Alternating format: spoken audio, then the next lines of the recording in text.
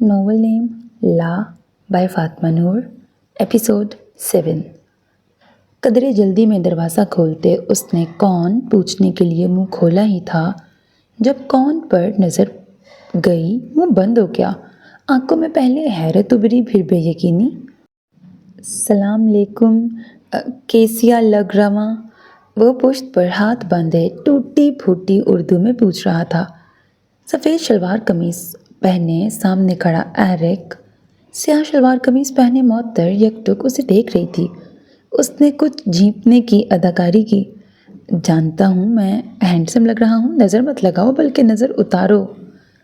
जिसे नज़र उतारने का कहा गया था उसने नज़रें सर तापैर घुमा कर उसे देखा।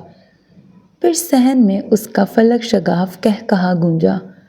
जिसने नज़र उतारने का कहा था उसकी आंखों में हैरानी उभरी, फिर खफगी। हंस क्यों रही हो? सवाल करने वाले ने दुनिया जहान की खफगी लहजे में बसाई। जवाब देने वाली पेट पे हाथ रखे अभी तक हंस रही थी। एरिक, ओह एरिक! उसका चेहरा सुर्ख हो रहा था। फिर उसने मुंह पे हाथ रखकर सामने देखा। वो हनूस खफगी से उसे देख रहा था। वो हनूस हंस रही थी। ये अल्लाह मेरे! उसकी हंसी नहीं रुक रही थी। अरसे बाद वो यूँ हंसी थी। अम्मा होती तो सदका उतारती, बाबा होते तो दुआएं देते। मैं जा रहा हूँ। जिस पर हंसा जा रहा था उसे बुरा लग गया। जो हंस रही थी वो हंसी रोकती झट से उसके सामने आई। आए क्यों थे? मैं जवाब नहीं दूंगा। मेरा हंसना बुरा लगा? वो फिर से हंसना चाहती थी। एरिक ने रुक कर उसे देखा। उसे एहसास हुआ उसका हंसना बुरा नहीं लगा था, मुझ पर हंसना बुरा लगा। तुमने ये क्यों पहना है? उसका दिल किया वो फिर से हंसे, मगर एरिक के तासुरात तुम्हें दिखाने को। उसे दिखाने को? हंसी गायब हुई, चेहरा संजीदा हो गया। मुझे क्यों दिखाना था? पूछना था मैं पाकिस्तानी लिबास में कैसा लगता हूँ? मुज़िका खेज लगते हो। तुम अपने मुल्क के लिबास की तौहीन कर रही हो। दुरुस्तगी करो, मैं तुम्हारी तौहीन कर रही हूँ। मैं इस तौहीन पर नाराज़ होता हूँ। मैं इस नाराज़गी पर माजरत करती हूँ। माजरत कबूल की। वो खुले दिल से मुस्कुरा दिया। वो मशकूक हुई। अब क्या? जाओ यहाँ से। अबरू से बाहर की तरफ इशारा किया। मैं जाने के लिए नहीं आया। फिर किस लिए आए हो? मैं पाकिस्तानी लिबास में पाकिस्तानी खाना खाने आया हूँ। हमने खाना नहीं बनाया, हम आज रात भूखे सोएंगे। मैं चाय भी पी सकता हूँ। मैं तुम्हें कुछ नहीं पिलाना चाहती, बराए मेहरबानी जाओ यहाँ से। वो पीछे गई। वो इससे पहले खुले दरवाजे से अंदर पहुंचा। मुअत्तर का मुंह खुला। तुम्हें इखलाकियात सीखनी चाहिए। मैं बद इखलाक कहलाए जाने पर राज़ी हूँ। वो तिलमिलाती अंदर आई। वो सोफे पर बैठी बानो आपा को उसी टूटी उर्दू में सलाम कर रहा था। वो कुछ हैरान हुई। तुम बद अखलाक होने के साथ साथ बदतमीज़ भी हो। तस्दीक करो, मैं बदतमीज़, बेशरम, बद तहज़ीब, बद अखलाक, बद लिहाज भी हूँ। तुम इसके अलावा भी सारे बद साथ लगा लो। वो अपनी अज़ली डिटाई के साथ सोफे पर बैठ चुका था। मुअत्तर, बानो आपा ने उसे घूरा तो वह एरिक को खफकी से देखती सोफे पर बैठी।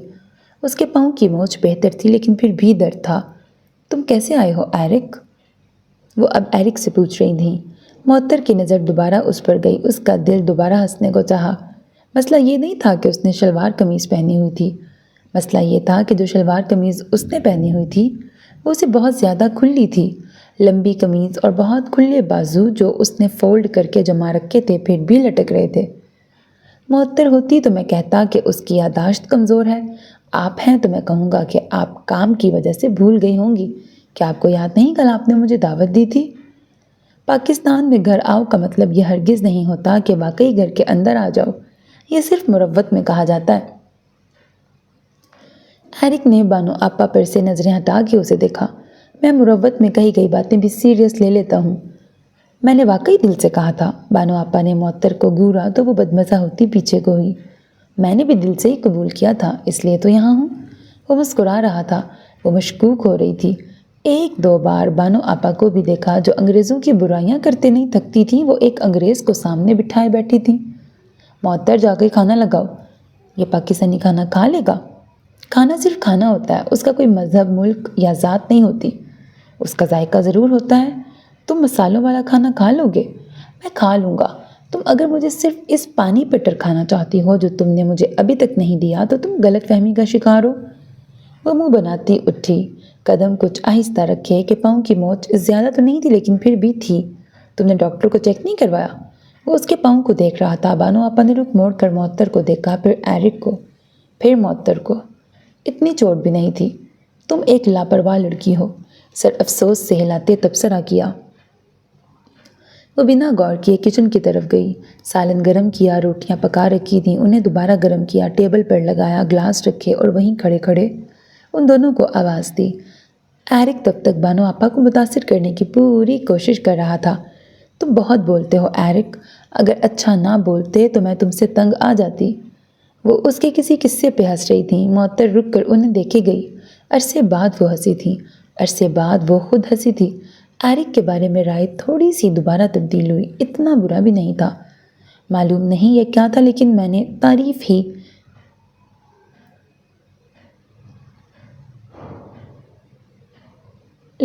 تعریف ہی مراد لی ہے۔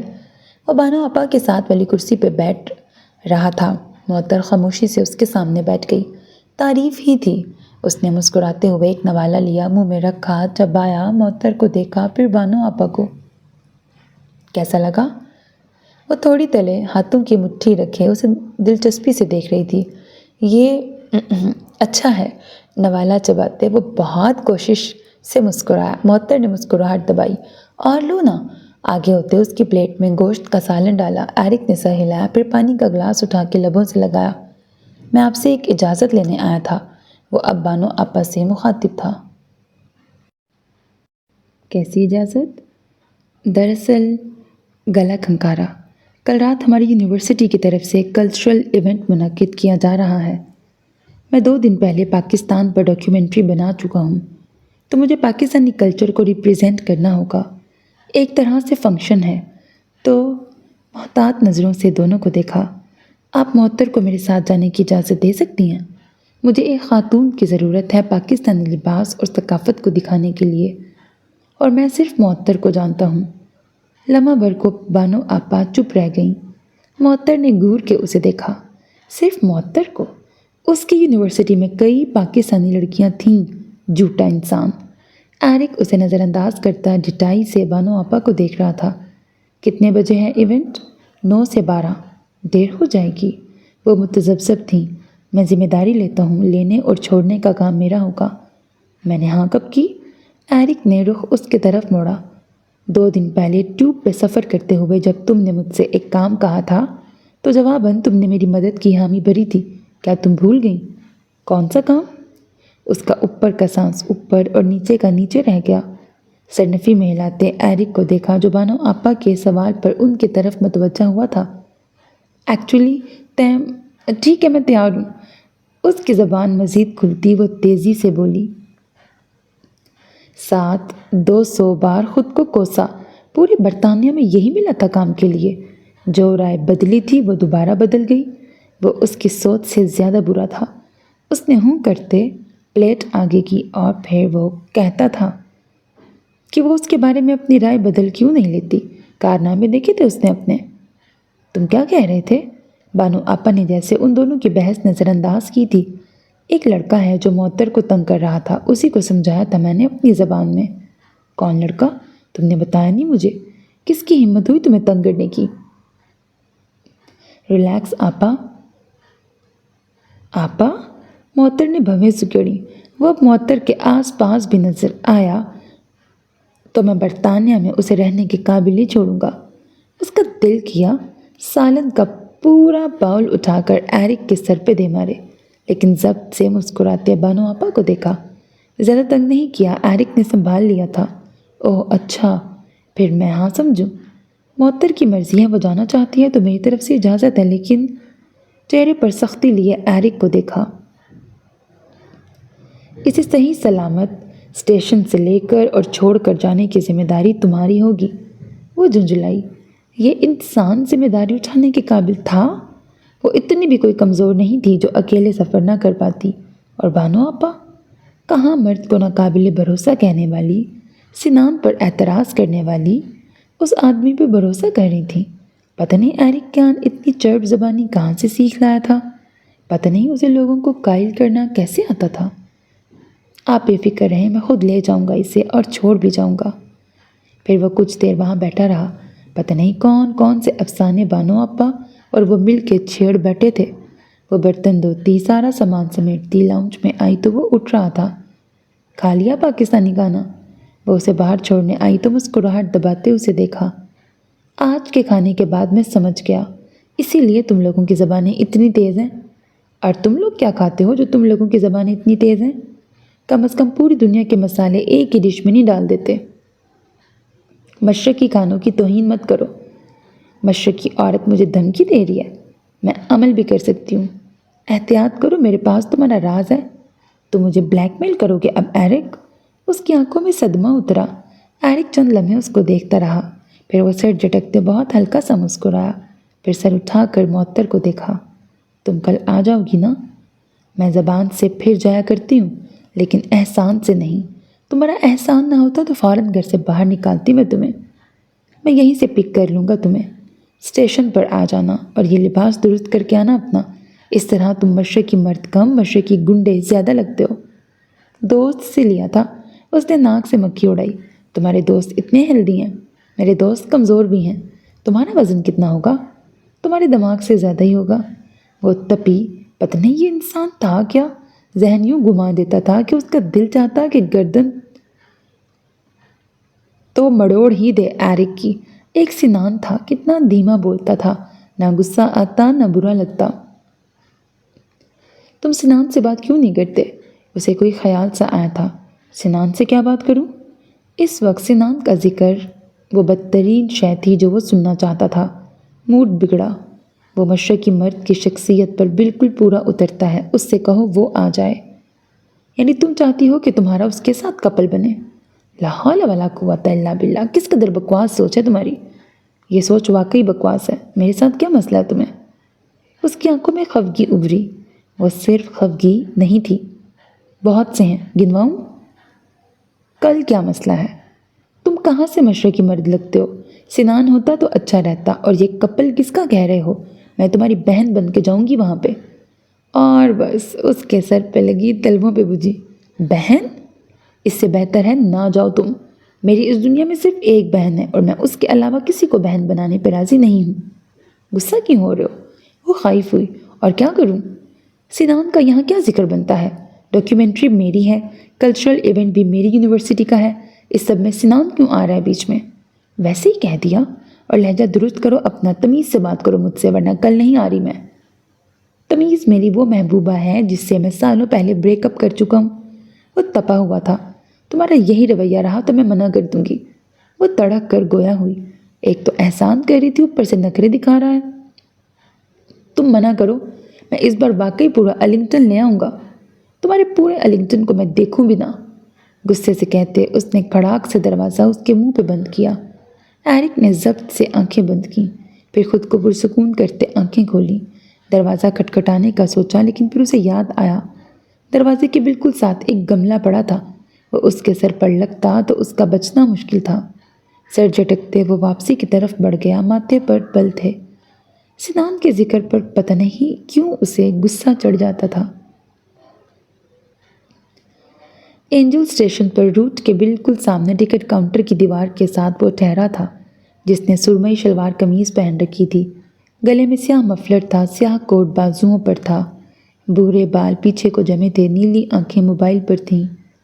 وہ جس کی سیٹی کی دھن اسٹیشن پہ گونجتی تھی، وہ جو یوں مشرقی لباس پہنے مشرق میں جاتا تو لاہور کے پرانے گلیوں کے چوباروں میں عورتیں نکل کر اسے دیکھتیں۔ انارکلی بازار میں چوڑیاں پہنتی لڑکیاں مغرب سے آنے والے برطانوی شہزادے کو دیکھتی اور سوچتی، یہ مشرقی لباس میں دھڑکنیں روکتا شخص کون ہے؟ وہ جب بے نیازی سے چلتا تو اس کی بے نیازی پر آہیں بھری جاتی، وہ جب آنکھیں گھماتا تو دنیا ان آنکھوں کے گرد گھوم جاتی۔ وہ جس کی آنکھیں فی الوقت اٹھ کر روٹ کی سمت جاتیں جہاں سے ٹیوب نے آنا تھا، چند لمحے صرف کے۔ اس کے لبوں پر موجود سیٹی تبدیل ہوئی، سامنے پڑے روٹ پر ٹیوب کی آواز ابھری اور ٹیوب رکی۔ دروازے کھلے۔ وہ اسی طرح دیوار سے لگ کر ٹھہرا، سامنے ٹیوب کو دیکھتا رہا۔ لوگ اترتے بکھرتے گئے لیکن معطر نیچے نہ اتری۔ اس نے ایک بار گھڑی کو بھی دیکھا۔ یہ لڑکی نہ آئی تو وہ مشرقی لڑکی نہ آئی تو وہ مشرقی لگتا مغربی مرد اس بار واقعی پورا ارلنگٹن اس کے خلاف اکٹھا کر لیتا۔ اس کے ابرو سکڑے، چہرے پر دبا دبا غصہ ابھرا۔ پھر موبائل کو دیکھا۔ اپنی نظر اتار لو کیونکہ تم اب خطرے میں پڑنے والی ہو۔ ٹائپ کیا گیا میسج بھیجنے سے پہلے سامنے سے کھنک ابھری۔ چوڑیوں کا ساز۔ اس کا سر اٹھا، پھر نظریں سامنے جمی۔ گول گھومنے والی آنکھیں ایک ہی مقام پر رک گئیں۔ جس دنیا کو اس کی آنکھیں گھمانے پر رکنا تھا وہ اس کی آنکھوں کے ساتھ رک گئی۔ آنکھوں کا اور پوری دنیا کا محور ایک شخص ہوا، مشرقی لڑکی معطر صبا۔ وہ سامنے سے آ رہی تھی، سرخ رنگ کا لباس پہنے، گوٹے کناری والا دوپٹہ گردن میں تھا، یوں کہ پیچھے کی طرف اس کی دونوں سائیڈ لٹک رہی تھیں، گھٹنوں تک آتی قمیض، نیچے سادہ سی شلوار، چہرے پر ہلکا سا میک اپ اور کانوں میں پہنی بالیاں۔ چوڑیوں کے علاوہ واحد زیور جو وہاں نظر آتا تھا، بیگ کاندھے پر لٹکائے، ایک ہاتھ میں کوٹ تھامے مشرقی لڑکی مغربی مرد کی طرف آ رہی تھی، جس کی آنکھیں اسی ایک مقام پر جمی ہوئی تھیں۔ جمی ہوئی آنکھوں میں کچھ اور بھی تھا، گلے میں گلٹی سی ابھرتی تھی۔ چلیں؟ اس کے پاس آتے پوچھا تو وہ چونکا۔ چند لمحے لگے واپس دنیا میں آنے کو۔ رک چکی دنیا چلنے لگی، رک چکا دل دھڑکنے لگا۔ وہ ہاتھ اٹھائے دوپٹہ جوڑ رہی تھی، چوڑیوں کا ساز بج رہا تھا۔ ایرک کیان کو بھول گیا، وہ کیا ساز گنگنا رہا تھا۔ ہر ساز اس کے چوڑیوں کی آواز میں گم ہو گیا۔ ایرک! اس کے سامنے چٹکی بجائی، وہ ہوش میں آیا، نظر موبائل پر گئی۔ اپنی نظر اتار لو کیونکہ تم اب خطرے میں پڑنے والی ہو۔ نظر اٹھا کے اسے دیکھا۔ اسے واقعی نظر اتارنی چاہیے، لیکن خطرہ اب مجھے ہے۔ گہرا سانس لیتے سر جھٹکا، پھر موبائل جیب میں ڈالتے کوٹ پیچھے کی طرف کاندھے پر رکھا۔ کتنی دیر لگے گی پہنچنے میں؟ واکنگ ڈسٹنس پہ ہے، 5 منٹ لگیں گے۔ معطر نے سر ہلا دیا، پھر غور سے اسے دیکھا۔ کس کا سوٹ پہنا ہے آج؟ خود بنوایا ہے۔ وہ رکا۔ کیسا لگ رہا ہوں؟ اچھے لگ رہے ہو۔ سنان سے بھی زیادہ؟ وہ نہیں جانتا تھا اس نے یہ کیوں پوچھا تھا۔ معطر نے ٹھٹک کر اسے دیکھا۔ اس سے کیوں مقابلہ کر رہے ہو؟ مباحث نہ کر رہا ہوں، بتاؤ۔ وہ اپنی جگہ اچھا لگ رہا تھا، تم اپنی جگہ۔ مجھے نہیں معلوم، وہ جھنجھلائی۔ بانو آپا نے پکڑ کر 1990 کا اپنے جہیز کا کوئی سوٹ نکال کے پہنا دیا تھا، اوپر سے میک اپ بھی کر دیا تھا۔ وہ خود کو خود ہی عجیب لگ رہی تھی۔ ایسا تھا تو اسے کسی اور سے پوچھنا چاہیے تھا۔ تم سیاسی بیان دے رہی ہو، میں صرف تم دونوں کا دل نہیں توڑنا چاہتی۔ سنان یہاں نہیں ہے، تم مجھے منتخب کر سکتی ہو۔ یہاں نہیں ہے لیکن وہ ہے تو صحیح نا۔ ایرک اسے دیکھتا رہا، پھر اس کے کاندھے ڈھیلے پڑے۔ وہ تھا، وہ وہاں نہ ہو کر بھی تھا، لیکن اس کے ہونے سے ایرک کیان کو کیا مسئلہ؟ میں صرف 1 گھنٹہ رکوں گی، اس سے زیادہ نہیں۔ آدھا گھنٹہ بھی کافی ہوگا۔ 30 منٹ بعد مجھے اسٹیشن پہ چھوڑ جانا۔ آفر نہیں کی، معلومات دی ہیں۔ اسٹیشن سے کچھ فاصلے پر گارڈن تھا جہاں باہر صحن میں کرسیاں اکٹھی کی گئی تھیں۔ وہ ایک ساتھ اندر داخل ہوئے تو معطر نے بے اختیار سکون کا سانس لیا۔ اسے خواہ لگ رہا تھا کہ وہ کچھ زیادہ ہی تیار ہو گئی ہے۔ یہاں تو سب گویا شادی پہ آ گئے تھے۔ یوں لگتا تھا ہر ملک سے ایک ایک بندے کو پکڑ کر ثقافتی تقریب منائی گئی تھی۔ وہ سٹی یونیورسٹی آف لندن کے زیر اہتمام کیا جانے والا ایونٹ تھا، جہاں یونیورسٹی میں زیر تعلیم طلباء و طالبات کو ثقافتی میل جول بڑھانے کا موقع فراہم کیا گیا تھا۔ یوں بھی نہیں تھا کہ پابند کر دیا گیا تھا کہ اپنے ملک کا لباس ہی پہننا ہے۔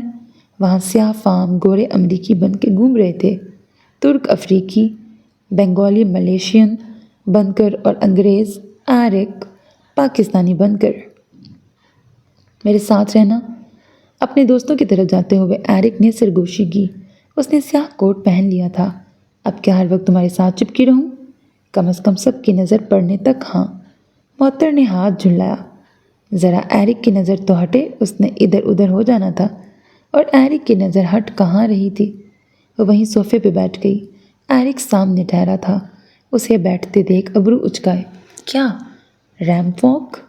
معطر کی نظر سامنے گئی۔ ہر ملک کا ایک ایک جوڑا سامنے ریمپ پر واک کر رہا تھا۔ وہ بتک گئی۔ تم یہ تو توقع ہی مت رکھنا، صرف چلنا ہی تو ہے۔ وہ دیکھو ہاتھ پکڑ کے چل رہے ہیں۔ تم ہاتھ مت پکڑنا، تم میرے پاس بھی مت بھٹکنا۔ اگر آج مجھے اس ریمپ پر چلنے کا کہا تو میں ہار جاؤں گا۔ وہ جھنجھلایا۔ ہار جاؤ؟ اس ایک مقام پر مجھے ہارنا منظور ہے۔ اس ایک مقام پر تم جیتنے کا سوچنا بھی مت۔ اس ایک مقام پر مجھے ہار نامنظور ہے۔ اس ایک مقام پہ تم جیتنے کا سوچنا بھی مت۔ اس سے اچھا تم آتے ہی نہ، میں کاریا یا کنزا سے کہہ دیتا۔ وہ خفا ہوا۔ ابھی بھی کہہ دو۔ تب کیوں رہی ہو؟ بحث کیوں کر رہے ہو؟ ایرک اسے خفگی سے دیکھتا رہا، پھر پلٹ گیا۔ اس کی بلا سے وہ ناراض ہو یا جو بھی، وہاں ایک دو میڈیا والے بھی تھے۔ وہ یہ حماقت نہیں کر سکتی تھی۔ پہلے پتہ ہوتا تو یہاں آتی ہی نہ۔ جلتے کھڑتے وہ اسٹیج سے دور رکھے صوفے پر جا بیٹھی۔ ایک تو ایرک سے پچھلے چند دنوں میں چند کام پڑ گئے تھے، تو مجبوراً ہاں کرنی پڑی، ورنہ اسے کوئی شوق نہیں تھا یوں کسی ثقافتی تقریب کا حصہ بننے کا۔ موبائل نکالتے میسیجز چیک کیے۔ اس مرتبہ تنخواہ میں سے بھی اپنے لیے بہت کم رقم رکھی تھی، ورنہ سوچا تھا نیا کوٹ ہی لے لیتی۔ باقی سارے پاکستان بھیج دیے تھے۔ بابا کا علاج، مبشرہ اور اون کے اخراجات، گھر کے اخراجات۔ موبائل کھولتے اس کے ارد گرد سے لندن غائب ہو جاتا اور وہ پاکستان پہنچ جاتی، جہاں برآمدے میں بیٹھ کر وہ اور دانیال گھر کا بجٹ بناتے تھے۔ ایک ایک روپے کی بچت، اب ایک ایک پاؤنڈ کی بچت۔ برطانیہ کا پاؤنڈ پاکستانی روپے میں تبدیل ہو جاتا اور برطانیہ۔ اس نے سر اٹھا کر کھلے آسمان کو دیکھا۔ لوگوں کو لگتا ہے برطانیہ خوابوں کو پورا کرنے کی سرزمین ہے۔ ایک بار جانے کا موقع مل جائے گویا زندگی سنور جائے گی، اور اس کا دل چاہتا تھا وہ یہاں آنے والے ہر شخص کو روک دے۔ وہ انہیں بتائے کہ برطانیہ آپ کو اپنے اندر ایسا قید کر دیتا ہے کہ رہائی ناممکن بن جاتی ہے۔ وہاں بچت صرف خیال، کامیابی صرف خواب بن جاتی ہے۔ وہاں غریب ساری زندگی بچت کرتے رہ جاتے، پھر بھی زندگی کے اختتام پر ان کے پاس سوائے چند پاؤنڈز کے کچھ نہیں بچتا تھا۔ برطانیہ تیز دوڑتی زمین تھی۔ ہر شخص جلدی میں تھا، ہر شخص کو کہیں پہنچنے کی جلدی تھی، کسی کے پاس رکنے کا وقت نہیں تھا، کسی کو سننے کی خواہش نہیں تھی۔ وہاں لوگ ایک دوسرے سے بے نیاز اور بیزار تھے۔ اسے برطانیہ قید خانہ لگتا تھا۔ اس نے سر ارد گرد گھمایا اور اس قید خانے میں اس کو ملنے والا قیدی جانے کہاں گیا تھا۔ وہ اسٹیج سے فاصلے پر بیٹھا تھا، صوفے کے ہتھے پر کوہنی جمائے، دو انگلیاں ہونٹوں پہ رکھ کے سامنے گھورے جا رہا تھا۔ سامنے جہاں معطر بیٹھی تھی۔ تم اسے کیوں دیکھ رہے ہو؟ روئن دھڑام سے اس کے ساتھ بیٹھا۔ دیکھنا منع ہے؟ جیسے تم دیکھ رہے ہو ویسے دیکھنا منع ہے۔ میں کیسے دیکھ رہا ہوں؟ with some different eyes۔ ایسا کچھ نہیں ہے۔ آنکھیں گھماتے رخ موڑ لیا۔ تم ریمپ پہ نہیں جا رہے؟ معطر نہیں جانا چاہتی۔ تم اس کی بات مان رہے ہو؟ اس کی بات نہ مان کر زبردستی اسے لے کے جاؤں؟ معطر اچھا آپشن نہیں تھی، کنزا بہتر رہتی۔ ایرک کی نظر ان سے چند کرسیاں دور ٹہری کنزا پر گئی۔ سرخ و سفید رنگت بالوں کو پیچھے کی جانب کھلا چھوڑے وہ سیاہ ساڑی میں ملبوس تھی۔ پھر اس کی نظر معطر پر گئی۔ بالوں کو جوڑے میں باندھے وہ موبائل دیکھ رہی تھی۔ چند لٹیں چہرے پہ آ رہی تھیں۔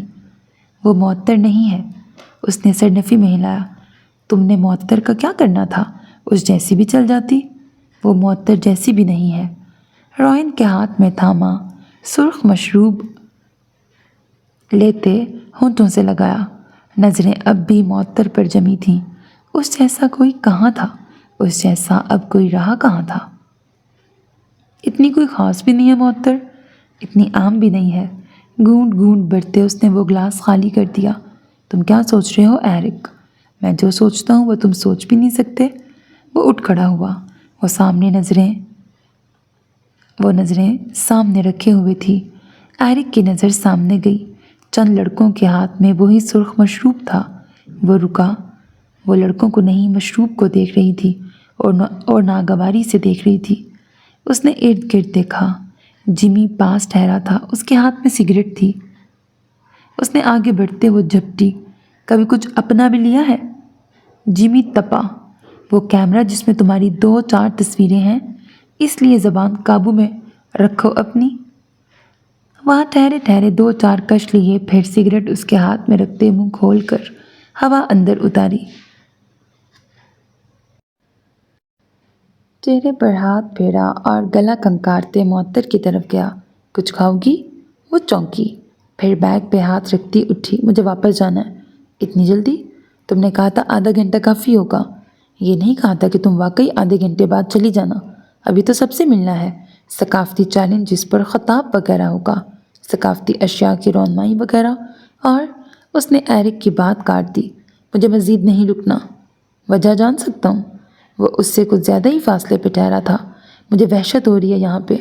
ڈنر تو کر لو، بھوک نہیں ہے۔ تم نے سگریٹ پی ہے؟ آنکھوں میں ناگواری ابھری۔ ایرک نے بالوں پر ہاتھ پھیرا۔ اس کی سمیل اچھی ہے نا؟ زہر جیسی ہے، فاصلے پہ رہو مجھ سے۔ ناک پر ہاتھ رکھا۔ ایرک نے سر ہلاتے روئن کو ہاتھ ہلایا، کوئی اشارہ کیا اور اس کے آگے چلنے لگا۔ تم کہاں جا رہے ہو اب؟ تمہیں چھوڑنے؟ بچی نہیں ہوں۔ بچی نہیں ہو اسی لیے تو جا رہا ہوں۔ میں اکیلی چلی جاؤں گی، جانتا ہوں، لیکن اگر میں جاؤں گا تو مجھے تسلی رہے گی۔ تمہاری بانو آپا سے وعدہ کیا تھا۔ وہ سنجیدہ تھا، نہ مذاق نہ کچھ اور۔ معطر سر جھٹکتے آگے بڑھی۔ کوٹ اس نے پہن لیا تھا۔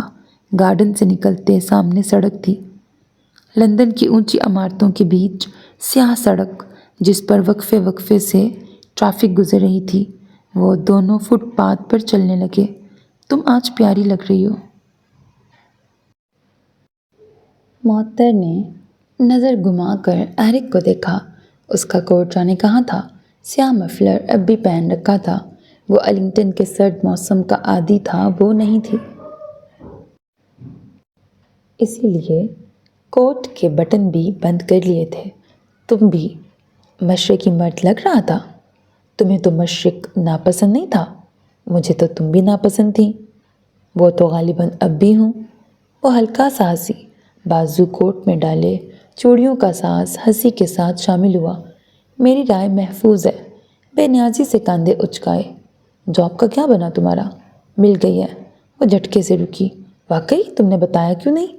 ایرک وہیں رک گیا۔ لمحے بھر کو اسے سمجھ نہیں آئی وہ کیا ری ایکشن دے۔ معطر یوں خوش ہوئی تھی جیسے اس کی خود کی جاب لگی ہو۔ بتانا تھا؟ ظاہر ہے۔ تمہارے موم ڈیڈ کا کیا ری ایکشن تھا؟ وہ تو بہت خوش ہوں گے۔ وہ پرجوش ہو رہی تھی۔ انہیں بھی نہیں بتایا؟ موم ڈیڈ میرے میڈیا میں جانے کے خلاف تھے۔ کیوں؟ ڈیڈ چاہتے تھے میں ان کی طرح وکیل بنوں، موم چاہتی تھی میں ان کی طرح ڈاکٹر بنوں۔ میں کسی کی مرضی پر نہیں چلا تو میں اپنی مرضی سے اینکر بنوں گا۔ میں کسی کی مرضی پر نہیں چلا کرتا تو میں اپنی مرضی سے اینکر بنوں گا۔ گڈ۔ تمہارا شو آئے گا تو میں پاکستان میں بیٹھ کے ٹی وی پہ دیکھوں گی، پھر سب کو بتاؤں گی مشہور زمانہ اینکر پرسن ایرک کیان کسی صدی میں میرے ساتھ ارلنگٹن کی سڑکوں پہ چلے تھے۔ وہ مسکرایا۔ میں اپنے شو پر سب سے پہلے تمہاری خبر دوں گا۔ کیا؟ یہی کہ ارلنگٹن کی سڑکوں پر چلتے ہوئے میڈم معطر صبا کسی سائیکل کے نیچے آ کر جاں بحق ہو گئیں۔ وہ جو کوئی اچھی چیز سننے کی منتظر تھی، ماتھے پر بل پڑے، آنکھیں سکڑ گئیں۔ تم اس لائق ہو ہی نہیں کہ تمہاری خوشی پہ خوش ہوا جائے۔ میں ایک سچا نیوز اینکر بنوں گا۔ جیبوں میں ہاتھ ڈالے اس نے کوئی سیٹی گنگنائی۔ معطر نے رخ موڑا، پھر دوبارہ اسے دیکھا۔ یہ بتاؤ، تم شراب پیتے ہو؟ اس کا منہ فوراً بند ہوا۔ سیٹی کا ساز بھول گیا، غیر محسوس انداز میں تھوڑا سا مزید فاصلے پر ہو گیا۔ یہ سوال کیوں کر رہی ہو؟ وہاں سب پی رہے تھے، سب میں تمہارے دوست بھی شامل ہیں۔ دوستوں کی صحبت میں تم بھی پیتے ہوگے۔ اس نے 2 قدم چلے، 2 قدم 5 سیکنڈ لیتے تھے۔ 5 سیکنڈ میں اسے معطر کی آنکھوں میں ناگواری یاد آئی۔ 6 سیکنڈ میں اس نے بول دیا، کبھی کبھی پی لیتا ہوں۔ وہ کہہ نہ سکا، وہ ابھی ابھی پی کے آ رہا تھا۔ تمہیں پتہ ہے عیسائیت میں بھی یہ حرام ہے؟ میں مذہب کا حصہ نہیں، کلچر کا حصہ سمجھ کے پیتا ہوں۔ حالانکہ جتنا تم مسلمانوں کے خلاف بولتے ہو، مجھے مذہبی لگتے ہو، یعنی پکے عیسائی۔ ایسی کوئی بات نہیں ہے۔ میرے ڈیڈ عیسائی ہیں، موم یہودی تھیں، پھر ڈیڈ کے لیے مذہب تبدیل کر لیا، اب وہ پتہ نہیں کیا ہیں۔ کبھی پوچھا نہیں میں نے، لیکن میں دونوں کے بیچ کا کچھ ہوں۔ انفیکٹ کبھی کبھی تو مجھے شک ہوتا ہے کوئی خدا ہے بھی یا نہیں۔ معطر رکی۔ تم ایتھسٹ ہو؟ نہیں بھائی، پتہ نہیں کیا ہوں۔ کیا ہم کچھ اور ڈسکس کر سکتے ہیں؟ مجھے مذہب ٹائپ چیزیں بیزار کر دیتی ہیں۔ وہ جو کہنا چاہتا تھا کہہ دیتا تھا، وہ سچا نہیں، منہ پھٹ تھا۔ مذہب زندگی کا لازمی حصہ ہے، مسلمانوں کے لیے ہوگا۔ یہاں برطانیہ میں تم کسی کو پکڑ کے اس سے بائبل کی کوئی آیت پوچھ لو، کسی کو بھی نہیں آتی ہوگی، ان میں بھی شامل ہوں۔ وہ اسٹیشن میں داخل ہو رہے تھے، ٹرین آنے ہی والی تھی۔ میری رائے تمہارے بارے میں دوبارہ سے بدل گئی ہے۔ یقیناً یہ تبدیلی اچھی تو نہیں ہوگی، معلوم نہیں کیسی ہے، لیکن تم صرف اسلامو فوبیا کا نہیں، مذہبی بیزاری کا بھی شکار ہو۔ اور تم ٹھیک کہہ رہے ہو، برطانیہ میں یہ واقعی عام ہے۔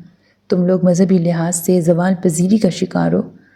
ایرک نے کچھ نہیں کہا، بس گردن پہ ہاتھ پھیرتے، کاندھے اچکائے، پھر جیب میں ہاتھ ڈالتے اندر سے موبائل نکال کر وقت دیکھا۔ تمہاری کزن کا کیا بنا؟ وہ جیل میں ہے ابھی تک۔ ساری زندگی رہے تو اچھا ہے۔ وہ کچھ دیر خاموش رہی۔ ایرک کا سر موبائل پر جھکا ہوا تھا جب اسے معطر کی آواز آئی، اس کی زندگی تباہ ہو جائے گی۔ جھکا سر بے ساختہ اٹھا، وہ سامنے دیکھ رہی تھی۔ تمہاری نہیں ہوئی؟ جس نے کی وہ محبت نہیں کرتا تھا، میں تو کرتی تھی نا۔ کیا میں نے صحیح کیا ایرک؟ رخ موڑ کر اسے دیکھا۔ تم پچھتا رہی ہو؟ میرے دل کا وہ حصہ پچھتا رہا ہے جو اس سے محبت کرتا تھا۔ اپنے اس حصے کی سنو جو اس سے محبت نہیں کرتا۔ اسی کی تو سنی ہے۔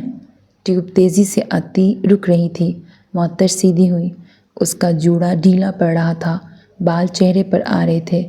ایک ہاتھ سے اس نے بال پیچھے کیے۔ ایرک کی نظر اس کے کانوں میں پہنی بالیوں پر گئی، وہ جھول رہی تھی۔ معطر بنا ایرک کی طرف دیکھے آگے بڑھی، وہ ٹیوب پر پیر رکھ رہی تھی جب پیچھے سے آواز آئی۔ تیمور حیدر کو ساری زندگی افسوس کرنا چاہیے۔ معطر نے رک کر اسے دیکھا، وہ اسے دیکھ رہا تھا۔ کس لیے؟ معطر صبا کے نہ ملنے پر۔ معطر صبا کے نہ ملنے پر کون افسوس کرے گا؟ ممکن ہے کوئی ہو جسے معطر صبا عزیز ہو، اور جسے معطر صبا نہ ملے، تم اس سے اس کا خسارہ پوچھنا۔ وہ چند لمحے اسے دیکھتی رہی، پھر سر جھٹکتے ٹیوب کے اندر داخل ہو گئی۔ ایرک وہیں ٹھہرا رہا۔ ٹیوب آہستہ پھر تیزی سے چلی اور اس کی نظروں کے سامنے سے گزر گئی۔ اس نے گہرا سانس لیتے رخ واپسی کی طرف موڑ لیا۔ آخری رو میں سامان رکھتی معطر نے تیسری بار سر نکال کر اس گاہک کو دیکھا جو سیاہ جینس پر سفید سویٹر پہنے ہوئے تھا۔ وہ کبھی کوئی پیکٹ اٹھاتا، اسے دیکھتا، پھر رکھ دیتا، پھر کوئی دوسرا پیکٹ اٹھا کر اس پر درج معلومات پڑھنے لگتا۔ یوں لگتا تھا جیسے وہ خریداری کرنے آیا ہو اور بھول گیا ہو کہ اسے کیا لینا ہے۔ وہ آخری پیکٹ رکھتی اس تک آئی۔ کیا میں آپ کی مدد کر سکتی ہوں سر؟ شائستگی سے مخاطب کیا تو وہ گویا چونکا، پھر اسے دیکھ کے مسکرایا۔ مجھے اپنے گھر کے لیے پردے لینے ہیں۔ آپ غلط جگہ پہ آئے ہیں، میں تو صحیح جگہ سمجھ کے آیا تھا۔ اب صحیح جگہ پہ چلے جائیں۔ ہاتھ سے باہر کی طرف اشارہ کیا۔ آپ مجھے اسٹور سے نکال رہی ہیں؟ میں آپ کو شرافت سے جانے کا کہہ رہی ہوں۔ شرافت سے یاد آیا، آپ نے وہ نظم سنی ہے، شرافت علی کو گولی لگی ساری دنیا رونے لگی؟ کیا میں درست پڑھ رہا ہوں؟ یہ شرافت علی ہی تھا نا؟ سیریسلی سنان؟ اس نے ابرو اچکائے تو سنان نے ایک ہاتھ جیب میں ڈالے، دوسرے سے کان کھجایا۔ میں ٹاپک ڈھونڈنے کی کوشش کر رہا ہوں جس پہ ہم بات کر سکیں۔ کیا پاکستان کی معاشی حالت بہتر موضوع رہے گا یا برطانیہ میں بڑھتی مہنگائی؟ آپ کو یہاں کیا کام ہے؟ اس نے سینے پہ ہاتھ باندھے سنجیدگی سے سنان کو دیکھا۔ مجھے تو نہیں ہے، جسے ہے وہ اپنا کام کر رہی ہے اور میں کمپنی ڈھونڈنے کی کوشش کر رہا ہوں۔ معطر کی نظر سامنے کھڑی لوئی پر گئی۔ وہ سامان نکالتی ٹرالی میں رکھتی جا رہی تھی۔ یہ اپنی ماں کے ساتھ کیوں نہیں آئی؟ وہ بیزی تھیں، اور اس کے ڈیڈ؟ وہ اس سے زیادہ بیزی تھے۔ آپ کو نہیں لگتا لوگ آپ کی اچھائی کا ناجائز فائدہ اٹھاتے ہیں؟ آپ مجھے اچھا کہہ رہی ہیں؟ میں آپ کو معصوم کہہ رہی ہوں، یعنی بیوقوف کہہ رہی ہیں۔ اس نے سر ہلایا، پھر مسکراہٹ دبائی۔ آپ چاہیں تو آپ بھی میری اچھائی کا فائدہ اٹھا سکتی ہیں، میں مائنڈ نہیں کروں گا۔ آپ مجھے چلاک کہہ رہے ہیں؟ میں آپ کو بے غرض کہہ رہا ہوں، یعنی بیوقوف کہہ رہے ہیں۔ ایک پل کو وہ دونوں چپ ہو گئے، پھر دونوں ہنس دیے۔ آپ ڈھونڈیں یہاں پڑتے، میں جا رہی ہوں، میرے ورکنگ آورز چل رہے ہیں۔ ورکنگ آور کے بعد مل سکتی ہیں؟ کیوں ملنا ہے؟ ایک مشورے کی ضرورت ہے۔ جب میں یہاں نہیں تھی تو کس سے مشورہ کرتے تھے؟ جب آپ یہاں نہیں تھیں تو کسی سے مشورے کی ضرورت ہی نہیں پڑتی تھی۔ اب کیوں پڑ گئی ہے؟ کیونکہ اب مجھے مشورے سننا اچھا لگتا ہے۔ مشورے دینا اور سننا قومی مشغلہ۔ وہ سر جھٹکتے آگے بڑھنے لگی جب پیچھے سے اس کی آواز آئی، میں پاکستان واپس جانے کا سوچ رہا ہوں، چلا جاؤں؟ وہ دھیرے سے پلٹی۔ کیوں؟ ہمیشہ یہاں تھوڑی رہوں گا۔ اب تک کیوں تھے پھر؟ حالانکہ وہ خود اسے کچھ دن پہلے واپسی کا مشورہ دے رہی تھی، پر پھر بھی اس کے واپس جانے کا سن کر لمحہ بھر کو ارد گرد خالی پن بھر گیا تھا، یوں جیسے کوئی دوست ہو جس سے بچھڑنے کا خیال عجیب اداسی بکھیر دے۔ اب تک ایک وجہ تھی، اب اسی وجہ سے واپس بھی جا رہا ہوں۔ کیا وجہ؟ وہ کچھ دیر اسے دیکھتا رہا، پھر نظر اس کی کلائی پر گئی۔ آپ نے چوڑیاں کیوں نہیں پہنی؟ اسٹور میں منع ہے۔ کاندھے اچکائے۔ پھر یہ جاب چھوڑ دیں۔ جی؟ جس جگہ پہ آپ کو آپ کی پسند کے مطابق نہیں رہنے دیا جا رہا وہ جگہ چھوڑ دیں۔ آپ کو برطانوی لباس پسند ہے یا پاکستانی؟ پاکستانی۔ تو کیا آپ اپنے آفس میں شلوار قمیض پہن کے جاتے ہیں؟ وہ ہنسی۔ اب وہ ہنسنے لگی تھی، بات بے بات، یوں ہی بغیر کسی وجہ کے۔ وہ مسکرایا، پھر نظر دوبارہ اس کی کلائی پہ گئی۔ مجھے برا لگا تھا۔ کیا؟ آپ کی کلائیوں کا خالی ہونا۔ وہ اس کی ایسی ہی باتیں، یہی الفاظ پل بھر کو عجیب کیفیت میں مبتلا کر دیتے تھے۔ ہیلو معطر۔ بڑی سی ٹرالی گھسیٹتی لوئی ان کے درمیان آ رکی تو وہ دونوں اس کی طرف متوجہ ہوئے۔ سنان نے ٹرالی دیکھتے ابرو اچکائے۔ معطر مسکرائی۔ ہیلو لوئی، تم نے دوستی توڑ دی مجھ سے؟ نہیں تو پھر تم مجھے کوئی تحفہ کیوں نہیں بھجواتی؟ سنان دانت پہ دانت جماتے اس کے پیچھے آیا اور ٹرالی پکڑی۔ تحفہ مانگنا اچھی بات نہیں ہوتی لوئی۔ مجھے یہ بات بتانے کے لیے میرے موم ڈیڈ ہیں، تم کچھ اور بتاؤ۔ اتنا کھانا صحت کے لیے اچھا نہیں ہے۔ بھری ٹرالی کو دیکھتے اس کے چہرے پر کچھ بےچارگی ابھری۔ یوں کہو اتنے کھانے کے پیسے بھرنا جیب کے لیے برا ہے، لیکن تم خود مجھے… ٹھیک ہے چلو۔ سنان نے گھبرا کر ٹرالی گھسیٹی جب تیزی میں وہ ٹرالی اچانک سامنے آنے والے سے زور سے ٹکرائی۔ وہ یکدم بوکھلایا۔ آئی ایم سوری بانو آپا۔ معطر پریشانی سے آگے کو ہوئی۔ سنان کے باقی الفاظ زبان میں رہ گئے۔ آپ ٹھیک ہیں؟ دیکھ کے نہیں چل سکتے لڑکے؟ وہ گھٹنا پکڑے کرا رہی تھیں۔ سنان کو شدید شرمندگی ہوئی۔ آئی ایم سوری آنٹی، میں نے دیکھا نہیں۔ آنٹی کس کو کہہ رہے ہو؟ وہ مزید سیخ پا ہو گئی۔ وہ مزید گھبرایا۔ معطر نے بمشکل مسکراہٹ ضبط کی۔ آپ… سنان کی غلطی نہیں ہے، آپ اچانک آئی تھی سامنے۔ اب کہ بانو آپا چونکی، غور سے سامنے ٹھہرے لڑکے کو دیکھا۔ اونچا لمبا قد، روشن پیشانی، آنکھوں کی نرمی اور پشیمانی، ہینڈسم اور پیارا سا سنان۔ تم سنان ہو؟ جی، آپ جانتی ہیں مجھے؟ وہ حیران ہوا۔ صرف جانتی ہی ہوں۔ معطر مجھے بٹھاؤ کہیں۔ اللہ میرا گھٹنا۔ سامان لینے آ گئی، سوچا تمہاری جاب کی جگہ بھی دیکھ لوں گی۔ وہ گھٹنا پکڑے مسلسل کرا رہی تھیں۔ سنان کو مسلسل شرمندگی ہو رہی تھی۔ وہ لوئی کو ساتھ لیتا کاؤنٹر تک آیا اور سارا سامان وہاں رکھا۔ اس پر میری آدھی سیلری خرچ ہو جائے گی لوئی۔ دانت پیستے سامان کو دیکھا۔ باقی آدھی سے تم 1 ماہ گزارا کر لو گے، کچھ نہیں ہوتا۔ تم نے تو رضاکارانہ مدد کی پیشکش نہیں کی تھی؟ اس نے ایک نظر معطر پر ڈالی۔ بانو آپا کرسی پہ بیٹھی تھیں۔ شرمندگی مزید بڑھ گئی۔ یہاں آنے کا فیصلہ تمہارا تھا۔ دیکھو میں اپنے دل کو روک سکتی ہوں، زبان اور ہاتھ کو نہیں۔ تم مجھ سے یہ توقع کیسے رکھ سکتے ہو کہ میں کسی کھانے کی چیز کو دیکھوں اور میرا ہاتھ اسے اٹھائے نہ؟ تم پہ بھروسہ کر کے غلطی کی میں نے۔ بیچاری خاتون زخمی ہو گئی۔ آنٹی نہیں کہو گے؟ وہ بتی سی نکالتے مسکرائی۔ سنان نے گور کے اسے دیکھا، پھر سامان پکڑتے کارڈ لڑکے کو دیا۔ چلو اب ان کی خیریت پوچھیں۔ وہ تمہیں ڈانٹیں گی، برحق ڈانٹیں گی۔ میں کتنا شرمندہ ہو رہا ہوں تم سوچ بھی نہیں سکتی۔ وہ بیگ پکڑے اسٹور کی سائڈ پر آیا۔ آپ کو زیادہ چوٹ لگی ہے تو ہاسپٹل چلیں؟ نہیں سنان۔ وہ جو کچھ کہنے لگی تھی، بانو آپا کی آواز پر الفاظ زبان پر ہی رہ گئے۔ تم اب مجھ پہ اپنی امیری کا روب جما رہے ہو؟ نہیں۔ وہ مزید بوکھلایا۔ معطر کو بیچارے پہ ترس آنے لگا۔ آپ جائیں سنان، میں دیکھ لوں گی۔ یہ کیوں جائے گا؟ تم رکو یہیں پہ، اور تم لڑکے مجھے اپنی گاڑی میں گھر چھوڑ دو میرے گاڑی ہے نا تمہارے پاس؟ اس نے تیزی سے سر ہلایا۔ معطر کچھ متذبذب سی بانو آپا کو دیکھنے لگی۔ کیا لینے آئی تھیں آپ؟ لسٹ کاؤنٹر پہ رکھی ہے، واپسی پہ لیتی آنا۔ ہاتھ دو مجھے۔ اس نے آگے بڑھتے ان کا ہاتھ تھاما، سہارا دے کے انہیں اٹھایا۔ سنان چہرے پر ڈیروں شرمندگی لیے خاموشی سے انہیں دیکھتا رہا، پھر لوئی کا سامان اٹھایا، اسے آگے جانے کا اشارہ کرتے پارکنگ کی طرف گیا اور گاڑی کا دروازہ کھولا۔ آپ کمفرٹیبل رہیں گی میرے ساتھ؟ بیٹے کی عمر کے ہو تم میرے۔ ناک منہ چڑھاتے وہ پیچھے بیٹھی۔ نہیں، ایکچولی مجھے لگا شاید معطر ساتھ جانا چاہیں تو۔ یہ بچی جا تو رہی ہے، وہ لوئی کا کہہ رہی تھیں۔ اس نے سر ہلا دیا۔ دروازہ بند کرتے لوئی کا سامان پیچھے رکھا اور پھر معطر تک آیا۔ سیریسلی میں بہت زیادہ شرمندہ ہوں، میرا ارادہ انہیں چوٹ پہنچانے کا نہیں تھا۔ اٹس اوکے سنان، وہ ٹھیک ہیں۔ وہ نرمی سے مسکرائی تو سنان سر جھٹکتے گاڑی کی طرف بڑھا۔ گاڑی سٹارٹ کرتے لوئی کو سیٹ بیلٹ لگانے کا کہا اور اسے دیکھتے ہلکا سا مسکراتے گاڑی سٹارٹ کر دی۔ معطر ان کی گاڑی کو غائب ہوتے دیکھتی رہی، پھر سر جھٹکتے اندر بڑھی۔ پیچھے سے کوئی ورکر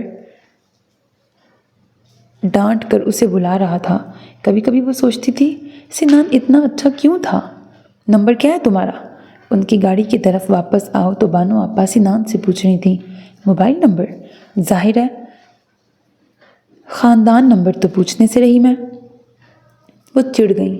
سنان نے بے ساختہ لوئی کو دیکھا، وہ ہنسی ضبط کرنے کے چکر میں سرخ ہو رہی تھی۔ گہرا سانس لیتے اس نے اپنا نمبر بتانا شروع کیا۔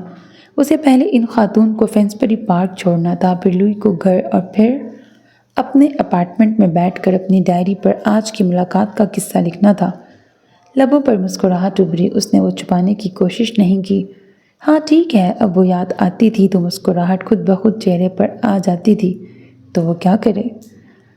ایرک کے پیچھے سے گزرتا رائن لمحے بھر کو رکا، اس کے پیچھے ٹہرتے موبائل کو غور سے دیکھا۔ تم معطر کو سٹاک کر رہے ہو؟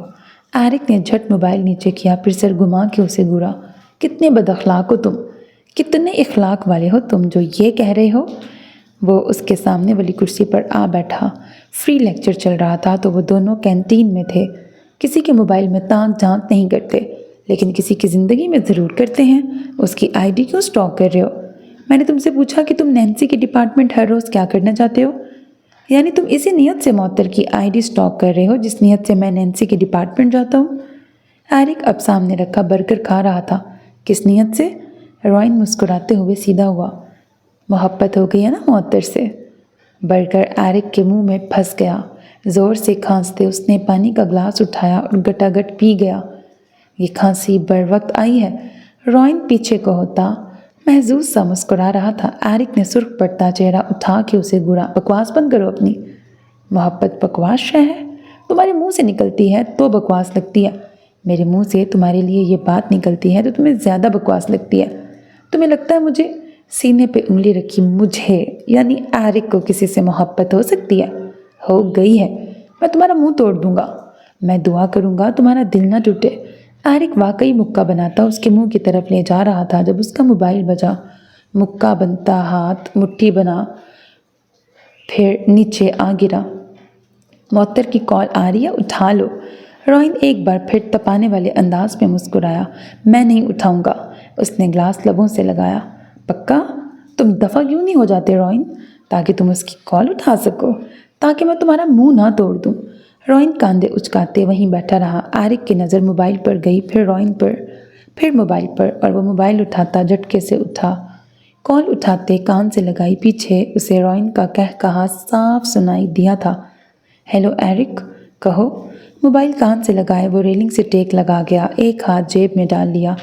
تمہارے پاس میری بالی ہے کان کی؟ کون سی؟ اور میرے پاس کیوں ہوگی؟ اللہ جی، پتہ نہیں کدھر گئی۔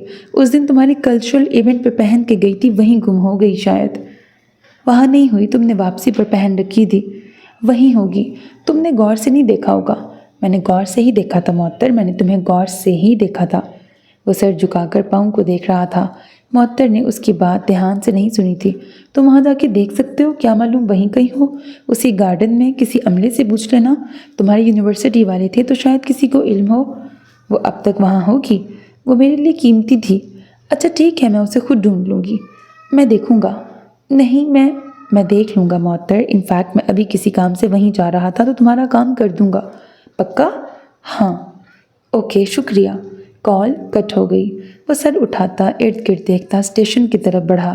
ویسے تو وہ مصروف تھا، اسے کچھ کام بھی کرنے تھے، لیکن فی الوقت وہ کچھ فارغ تھا تو کوئی مذائقہ نہیں۔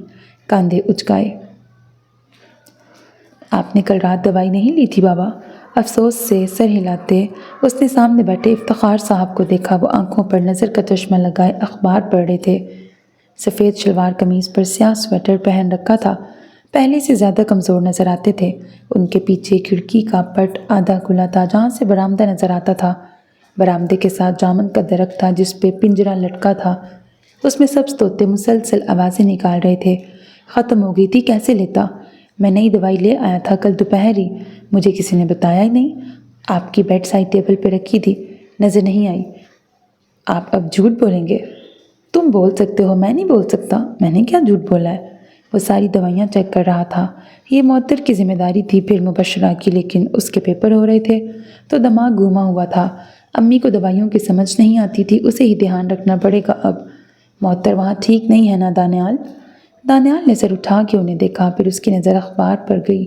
اسے اب دھیان آیا تھا، وہ کوئی انگلش اخبار پڑھ رہے تھے۔ یہ خبر آپ نے اخبار میں پڑھی ہے؟ یہ خبر میرا دل دے رہا ہے۔ آپ کا دل غلط خبر دے رہا ہے۔ وہ ٹھیک ہے، خوش ہے۔ کل اس نے اپنی تصویر بھی بھیجی تھی، وہ ہنس رہی تھی۔ تمہیں لگتا ہے جو ہنس رہا ہو وہ روتا نہیں ہے؟ مجھے لگتا ہے رونے والے لوگ ویسے نہیں ہنستے جیسے وہ ہنس رہی تھی۔ لوگ اچھے اداکار ہوتے ہیں، ان کے چہروں سے دھوکہ مت کھایا کرو۔ جس کا دل ٹوٹا ہوا ہو اور وہ تم سے کہے کہ وہ روتا نہیں، وہ جھوٹ بولتا ہے۔ معطر بھی جھوٹ بولتی ہے، اسے بچپن سے خود کو خوش دکھانا آتا ہے جبکہ اس کا دل زخمی ہوتا ہے۔ دانیال انہیں دیکھ کے رہ گیا۔ وہ ٹھیک ہے بابا، جو کچھ تیمور نے کیا اس کے بعد بھی۔ لمحہ بھر کو اس کا دل رک گیا۔ اس نے اپنی آخری حد تک کوشش کی تھی کہ انہیں علم نہ ہو، لیکن پھر بھی وہ جانتے تھے۔ آپ جانتے ہیں؟ ہاں۔ دانیال کے شانے ڈھیلے پڑے۔ یعنی وہ سب جانتے تھے، ہمیشہ سے جانتے تھے۔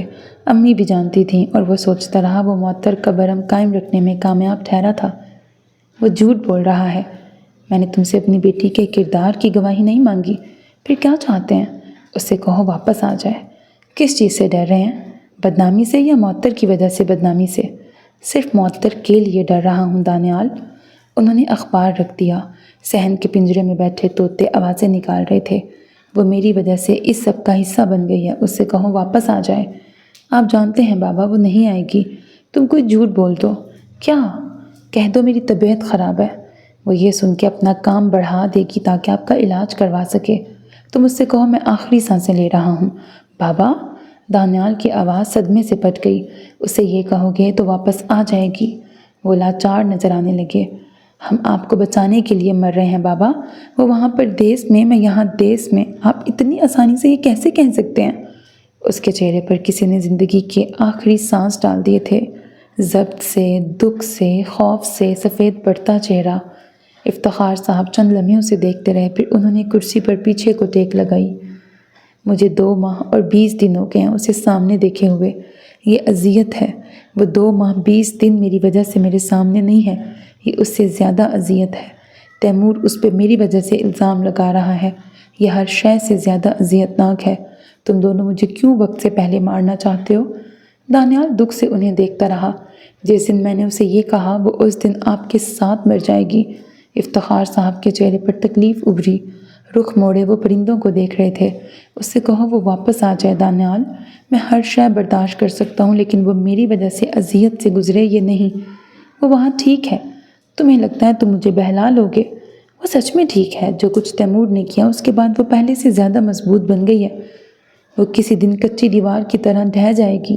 وہ کچی دیوار نہیں ہے بابا، لڑکیاں ہوتی ہیں۔ تم سوچتے ہو کہ وہ مضبوط ہے، میں اسے تم سے زیادہ جانتا ہوں۔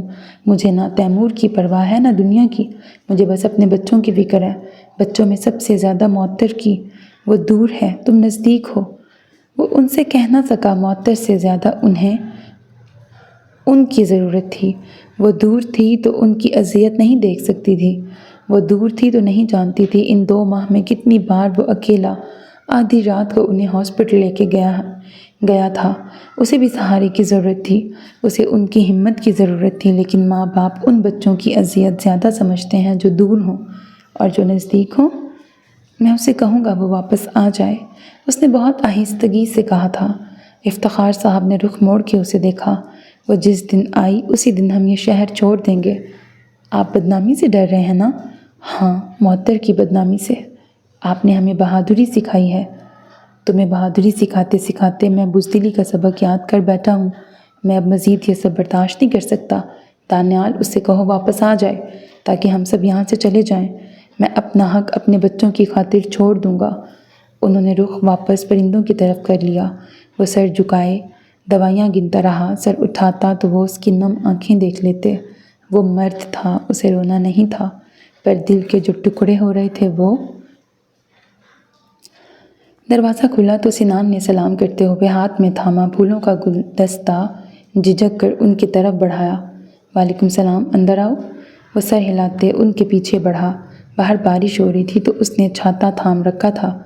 جینز پر سفید شرٹ اور نیلا کوٹ پہن رکھا تھا۔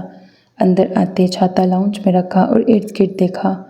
سلیقے سے سجا ہوا چھوٹا سا گھر جو افراد خانہ کی ضرورت کے لیے کافی تھا۔ بیٹھو، چائے پیو گے یا کافی؟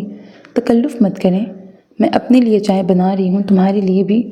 وہ اس کی بات نظر انداز کرتی کچن میں گئیں۔ پانی پہلے ہی چڑھا رکھا تھا، دودھ ڈالا، چائے کے کپ بنائے اور اس تک آئیں تو وہ جو بیٹھا ہوا تھا انہیں آتا دیکھ بے ساختہ اٹھا۔ معطر کو بتا کے آئے ہو؟ کپ اس کی طرف بڑھاتے وہ سامنے والے صوفے پہ بیٹھ گئیں۔ سادہ سے سفید شلوار قمیض پر سویٹر پہن رکھا تھا۔ سنان نفی میں سر ہلاتا دوبارہ بیٹھا۔ آپ نے منع کیا تھا۔ مجھے اچھا لگا کہ تم نے میری بات مانی۔ چائے کا گھونٹ بھرتے غور سے سنان کو دیکھا۔ کب سے ہو یہاں؟ تقریباً 4 سال سے۔ پڑھنے آئے تھے؟ جی، MBA کرنے۔ اب کیا کرتے ہو؟ جاب۔ اس نے کپ لبوں سے لگایا، پھر بمشکل گھونٹ حلق سے اتارا۔ چائے بہت زیادہ میٹھی تھی۔ واپس کیوں نہیں گئے؟ جاب ایکسپیرینس حاصل کرنا چاہتا تھا۔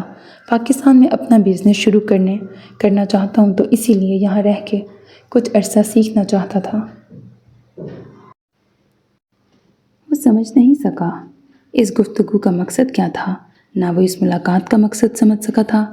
بانو آپا کی کال غیر متوقع تھی۔ وہ اس سے ملنا چاہتی تھیں اور یہ بھی چاہتی تھیں کہ اس ملاقات کا علم معطر کو نہ ہو، اس لیے وہ چن کر اسی وقت آیا تھا جب اسے معلوم تھا کہ معطر اسٹور پہ ہوگی، یعنی ویل سیٹلڈ ہو۔ اب کہ اس نے بس سر ہلا دیا۔ چائے ہاتھ میں تھی، اتنا میٹھا وہ نہیں پی سکتا تھا۔ معطر کو کیسے جانتے ہو؟ کسی دن یوں ہی سڑک پہ ملاقات ہوئی تھی۔ تم ہر سڑک پہ مل جانے والی لڑکی کو چوڑیاں دے دیتے ہو؟ لہجہ چپتا ہوا تھا۔ وہ کچھ دیر کو چپ رہ گیا۔ ان کی چوڑیاں لوئی کی وجہ سے ٹوٹی تھیں۔ وہ بچی کیا لگتی ہے تمہاری؟ پڑوسی کی بیٹی ہے۔ اس نے بے چینی سے پہلو بدلا۔ معلوم نہیں گفتگو کس سمت جا رہی تھی، لیکن اس کے دل میں کچھ کھٹک رہا تھا۔ پھر اس سے ٹوٹنے والی چوڑیاں تمہاری ذمہ داری تو نہیں تھیں؟ وہ اس بار کچھ زیادہ دیر خاموش رہا۔ مجھے ان کی خالی کلائیاں پسند نہیں آئی تھیں۔ لہجہ دھیما ہو گیا۔ بانو آپا خاموشی سے اسے دیکھتی رہیں۔ محبت کرتے ہو اس سے؟ سنان کچھ دیر کپ کو دیکھتا رہا، پھر اس نے کپ میز پہ رکھ دیا۔ اگر یہ محبت سے کچھ زیادہ ہوتا تو میں وہی کہتا، لیکن یہ محبت ہی ہے۔ پتہ نہیں وہ کیوں اظہار کر گیا تھا۔ بانو آپا نے اس کا نظریں چراتا چہرہ دیکھا، پھر رخ موڑ کر لاؤنج میں لگی تصویر کو۔ وہ کچھ دیر چپ چاپ تصویر دیکھتی رہیں۔ میری محبت کی شادی تھی۔ سنان نے بے ساختہ انہیں دیکھا۔ وہ رخ موڑے سیڑھیوں کے ساتھ والی دیوار کو دیکھ رہی تھیں۔ اس کی نظر ان کے تعاقب میں گئی۔ خوش شکل سے نوجوان کی پرانی تصویر وہاں سامنے چسپاں تھی۔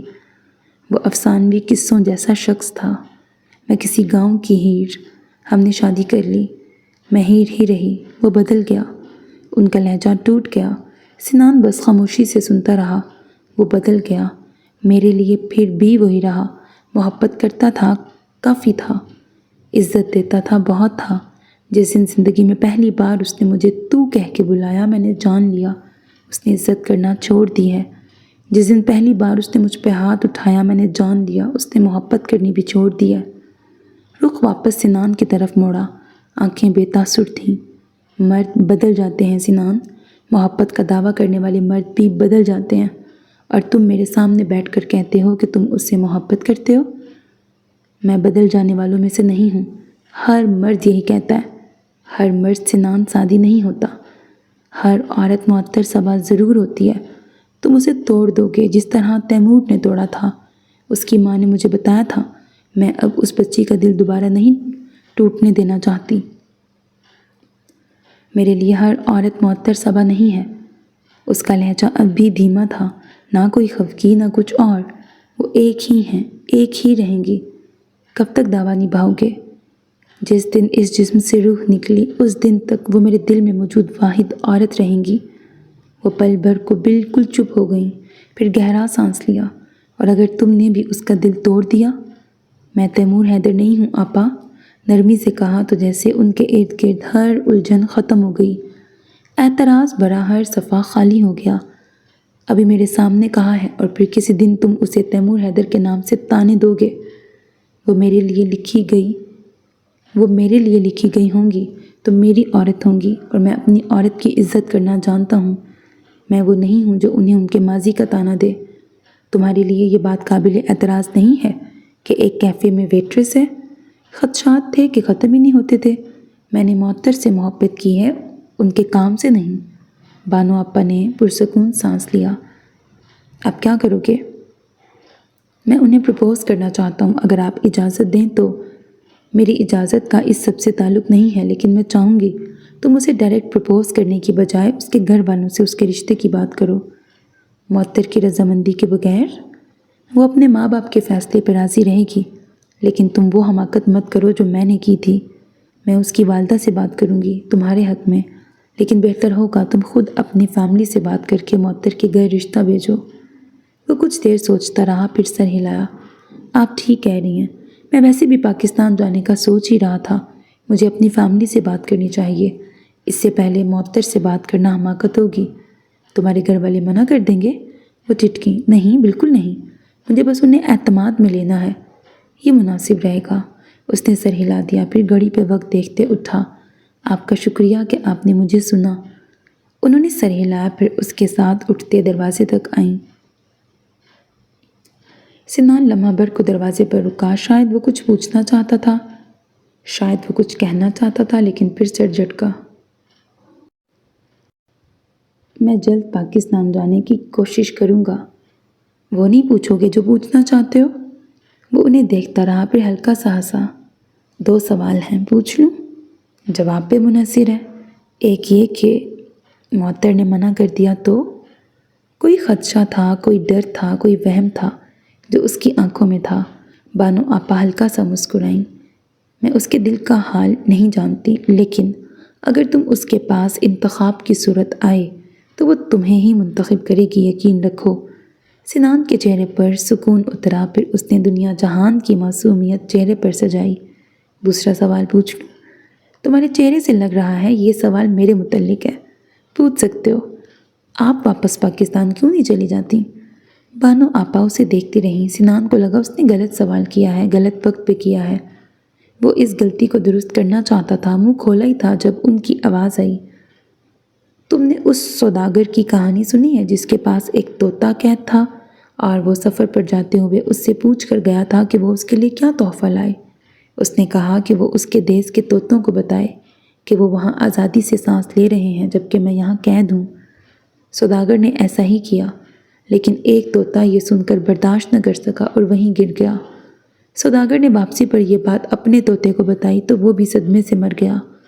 سوداگر نے اس کی لاش باہر نکال کر رکھ دی۔ مر چکا طوطا اٹھ کھڑا ہوا اور اڑنے لگا۔ سوداگر حیران ہوا، یہ معجزہ تھا یا دھوکہ؟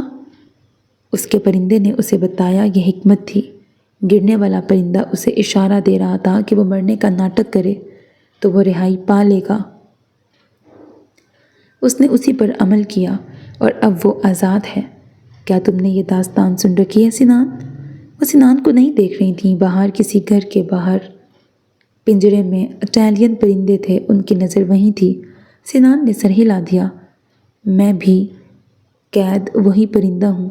میں نے کئی بار اپنے دیس کے لوگوں کو پیغام بھیجا ہے مجھے واپسی پر کسی پرندے نے آزادی کا طریقہ نہیں بتایا۔ مجھے کسی نے نہیں بتایا کہ میرا تو پنجرہ کھلا ہوا ہے، وہ میرے منتظر ہیں۔ مجھے کوئی پیغام ہی نہیں ملا تو میں واپس کیسے جاؤں؟ میں اسی دیس میں کسی دن مر جاؤں گی۔ میرے لیے کوئی آزادی کا پیغام نہیں آئے گا۔ تم دیکھو ایک محبت کی کیا سزا پائی ہے میں نے۔ ان کی آنکھوں کے کونے نم تھے، آواز بے تاثر تھی۔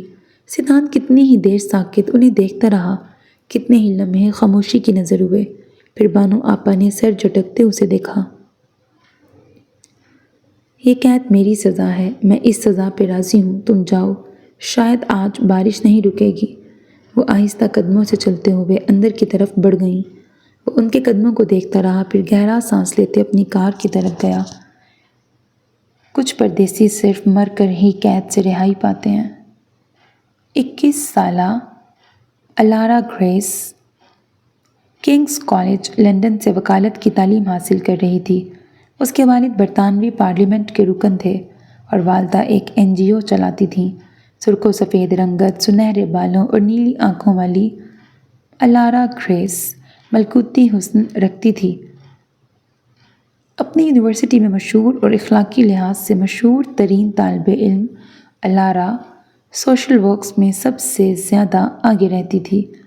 اسلاموفوبیا، 2 لفظ اسلام اور فوبیا سے مل کے بنا ہے۔ اسلام یعنی امن اور سلامتی، اور فوبیا ایک یونانی لفظ ہے جو ڈر اور خوف کے معنی کے لیے استعمال ہوتا ہے۔ ایک دوسرے سے الگ الگ مفہوم رکھنے والے ان 2 حروف کو جب جوڑا جائے تو ان کا معنی بدل جاتا ہے۔ اسلاموفوبیا یعنی اسلام سے خوف زدہ ہونا۔ الارا دنیا کے ان لوگوں میں سے تھی جو اس بات پر یقین رکھتے تھے کہ بجائے کسی مسیحا کا انتظار کرنے کے ہمیں خود مسیحا بن جانا چاہیے۔ وہ تبدیلی کے لیے کسی کی آمد کی منتظر نہیں رہتی تھی، بلکہ خود تبدیلی لانے والا مسیحا بن جاتی تھی۔ وہ بلا امتیاز ہر مذہب کے لوگوں کی مدد کے لیے آگے رہتی تھی۔ وہ ان لوگوں میں سے تھی جو نرم اور خوبصورتی میں اپنی مثال آپ ہوتے ہیں، لیکن یہ ان کا نرم دل ہے جو انہیں خوبصورت بناتا ہے۔ بعض مفکرین اسلاموفوبیا کو دور جدید کا مسئلہ بتاتے ہیں، جبکہ بعض اسے صدیوں قبل صلیبیوں اور مسلمانوں کے درمیان ہونے والی جنگوں کے وقت کا مسئلہ بتاتے ہیں۔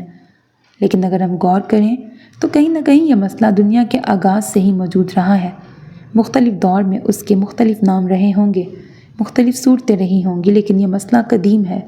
نمرود کا اسلام سے خوف زدہ ہو کر حضرت ابراہیم علیہ السلام کو آگ میں ڈالنا، فرعون کا پیدا ہونے والے ہر بچے کو مارنے کا حکم دینا، اور مشرکین مکہ کا آپ صلی اللہ علیہ وآلہ وسلم کو اسلام کا پیغام دینے پر پریشان کرنا، قدیم اسلاموفوبیا کی ہی ایک شکل تھی۔ مختلف دور میں یہ مختلف شکل اور مختلف طریقوں میں رہا ہے، لیکن اسلاموفوبیا ہر دور کا مسئلہ ہے۔ الارا گریس مسلمانوں کے خلاف تعصب میں اور اسلاموفوبیا کے خلاف مہم چلانے میں ہمیشہ آگے رہتی تھی۔ اس کے دوستوں کا خیال تھا کہ وہ یہ سب اپنے قطری بوائے فرینڈ کو خوش کرنے کے لیے کرتی ہے، جبکہ وہ ان باتوں کی پرواہ نہیں کرتی تھی۔ وہ مذہباً ایک عیسائی تھی اور اسے نہ کسی کو خوش کرنے کا شوق تھا نہ خیال۔ وہ اپنے مقاصد میں آگے بڑھنے اور راستے کی مشکلوں سے خوف زدہ ہونے والی لڑکی نہیں تھی۔ اپنی دنیا میں گم رہنے والی مسکراتی الارا اپنے ارد گرد کے لوگوں کے لیے ایک رول ماڈل تھی۔ قدیم زمانے کی اسلاموفوبیا اور جدید زمانے کی اسلاموفوبیا میں فرق صرف چند باتوں کا ہے۔ اس دور میں یہ خوف حکمرانوں میں زیادہ تھا، موجودہ دور میں عوام میں زیادہ ہے۔ 12ویں صدی میں لڑی جانے والی مسلمانوں کے خلاف جنگوں کا جواز پیش کرنے کے لیے غیر مسلم حکمرانوں نے اپنی عوام کو یہ جواز دیا کہ مسلمان دنیا میں دہشت گردی اور فتنے کی وجہ ہیں، لہٰذا ان کا خاتمہ اور ان کی اندر کی برائی کو دور کرنا ضروری ہے۔ قدیم دور سے آغاز ہونے والے اس مسئلے نے آگے جا کر شدت اختیار کر لی۔ مسلمانوں کے خلاف نفرت کی یہ مہم ہندوستان پہ قبضے کے دوران مزید تیز کر دی گئی۔ 15 جنوری 2025 کی صبح الارا معمول کے مطابق یونیورسٹی گئی، کلاسز لیں، اپنے دوستوں کے ساتھ لنچ کیا اور گھر چلی گئی۔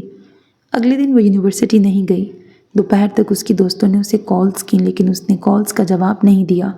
شام تک اس کے دوست اس کے اپارٹمنٹ گئے، دروازہ لاکڈ تھا، اسے توڑ کر کھولا گیا۔ الارا اندر نہیں تھی، اس کا اپارٹمنٹ مکمل خالی تھا۔ اس کے جاننے والوں سے رابطہ کیا گیا، ہر شخص سے معلومات لی گئی اور ناکامی کے بعد پولیس میں رپورٹ درج کروا دی گئی۔ قدیم دور سے ہوتا یہ مسئلہ جدید دور میں بھی جوں کا توں رہا اور کئی لحاظ سے بڑھ بھی گیا، لیکن مسلمانوں کے خلاف نفرت اور تعصب اس وقت زیادہ ہوا جب 9/11 کے واقعے میں امریکہ میں 3,000 کے قریب لوگ ہلاک ہوئے۔ وہ وقت امریکہ کے لیے بدترین وقت تھا اور اس کے بعد کا وقت مسلمانوں کے لیے بدترین بن گیا۔ امریکی حکومت کی جانب سے مسلمانوں پہ الزام عائد کیا گیا۔ زمانہ قدیم کی طرح اس بار بھی دہشت گردی کا نام لے کر افغانستان پر جنگ مسلط کر دی گئی۔ ان سب میں دیگر مسلمانوں کی مشکلات بڑھ گئیں۔ انہیں ہر غیر مسلم ملک میں دہشت گرد قرار دیا جانے لگا، ان کے لباس کو دہشت گردوں کا لباس کہا جانے لگا اور مسلمانوں کو ان کے مذہب کی بنا پر نفرت کا نشانہ بنایا گیا۔ 17 جنوری 2025 کو الارا کی لاش ارلنگٹن کے قریب سنسان گلی میں ڈسٹ بن کے پاس سے ملی۔ ابتدائی رپورٹ کے بعد پولیس نے اسے زیادتی کے بعد قتل کا کیس قرار دیا اور قاتل کی تلاش شروع کر دی۔ یہ واقعہ اس کی یونیورسٹی کے لیے دھچکے اور دکھ کا باعث تھا۔ اسٹوڈنٹس نے یونیورسٹی لیول پر احتجاج اور مظاہرے شروع کر دیے اور پولیس سے قاتل کی تلاش اور اسے انصاف کے مطابق سزا دینے کا مطالبہ کیا جانے لگا۔ 9/11 کے بعد مسلمانوں کو اپنی شناخت غیر مسلم ممالک میں برقرار رکھنے کے لیے جدوجہد کرنی پڑی۔ ان کے بچوں کو اسکولوں میں تشدد کا نشانہ بنایا گیا۔ امریکہ میں غیر مسلم خواتین کے حجاب کو تنفر کی نگاہ سے دیکھا جانے لگا۔ فرانس میں ان کے حجاب پر پابندی لگا دی گئی۔ اس واقعے کو مذہبی نقطہ نظر سے دیکھا گیا اور یہ تمام مسلمانوں کو اس کا قصوروار ٹھہرا دیا گیا۔ ان سب میں غیر ملکی میڈیا میں مزید نقصان دہ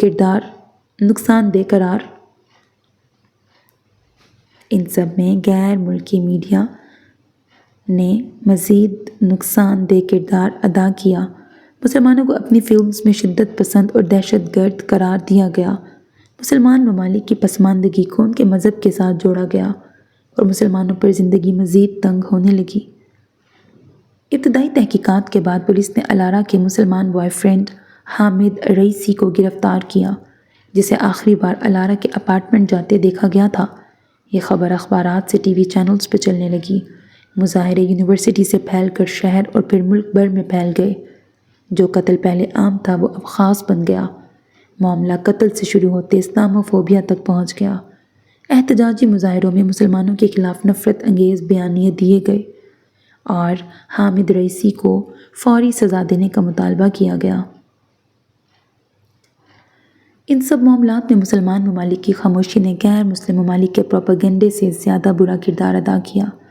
نامناسب اقدامات اور صرف مذمتی بیانات پر اکتفا کرنے کی وجہ سے یہ مسئلہ جوں کا توں موجود ہے اور دن بدن مزید شدت پکڑ رہا ہے۔ مسلمان ممالک غیر مسلم حکمرانوں کی حرکتوں پر اور بیانات پہ خاموش ہیں۔ اقوام متحدہ کی جنرل اسمبلی کی جانب سے اسلاموفوبیا کا دن مقرر کرنے کے بعد بہت معمولی سطح پر اس کے خلاف تقریبات کو کافی سمجھ لیا گیا ہے اور مسلمانوں کو لگتا ہے انہوں نے اپنی ذمہ داری پوری کر دی۔ نامناسب اقدامات کی وجہ سے غیر مسلموں کا اسلام کو لے کے رویہ دن بدن بدتر ہوتا جا رہا ہے۔ غیر مسلم یہ بات سمجھنے سے قاصر ہیں کہ دہشت گردی کا کوئی مذہب نہیں ہوتا، وہ یہ بات سمجھنے سے بھی قاصر ہیں کہ جو اسلام ایک جان چاہے وہ غیر مسلم کی ہی کیوں نہ ہو، اسے پوری انسانیت کا قتل قرار دیتا ہے، وہ اسلام ظالم کیسے ہو سکتا ہے؟ یونیورسٹی میں شروع ہونے والا مظاہرات جلد وکلاء برادری اور پھر سوشل ورکرز کے بعد لندن سے پھیل کر پورے ملک میں شروع ہو گیا۔ برطانیہ میں موجود مسلمانوں کے لیے حالات تنگ سے مزید تنگ ہو گئے۔ پبلک پلیسز پر سرعام مسلمانوں کے خلاف باتیں اور اقدامات ہونے لگے۔ ورکنگ پلیسز پر انہیں ہتک کا نشانہ بنایا جانے لگا اور یہ سب آغاز تھا ایک بڑی تباہی سے پہلے کا آغاز۔ میرے عزیز listeners, this was the end of this episode. Hope that you like it. اپنا بہت خیال رکھیے گا، چینل کو سبسکرائب کرنا، ویڈیو کو لائک کرنا ہرگز نہ بھولیے گا، because that's how you can encourage me and that's the only kind of support and encouragement which I want from all of you. اللہ حافظ.